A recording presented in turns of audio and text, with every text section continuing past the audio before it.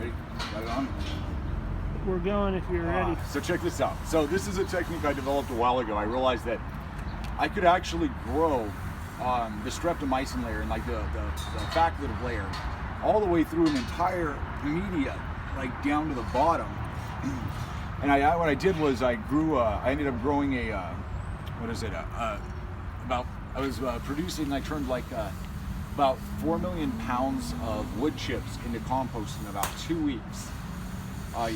And using that method, and I only did that or tried it because it was like it had to be done in 2 weeks. It had to be finished and ready to roll, and that's the time frame that people had. And I'm like, that's not possible. And then I'm like, wait, it might be. And then I realized that I could grow compost as high as I wanted to if I balanced everything just so.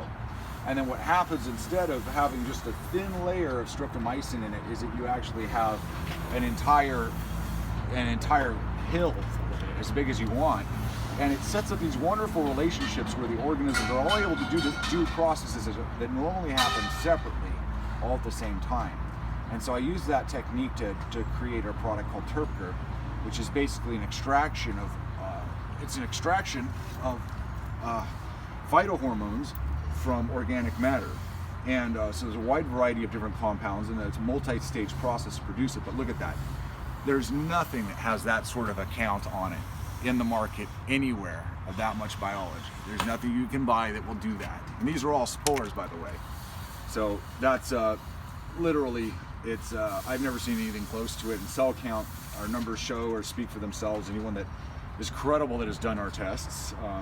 I have used some labs that do compost tea, and for some reason they weren't able to actually find any significant living organisms in this. They're like, nah, there isn't anything in there. But I guess that's because we had like generally the tests that they do, they say good compost tea has a few, about 10,000 organisms maybe per gallon, and we have that in 1/100 of a milliliter.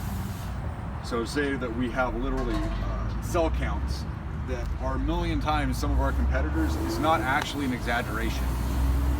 And I wish I could feel like I was bragging instead of disappointed in my competition when I say that.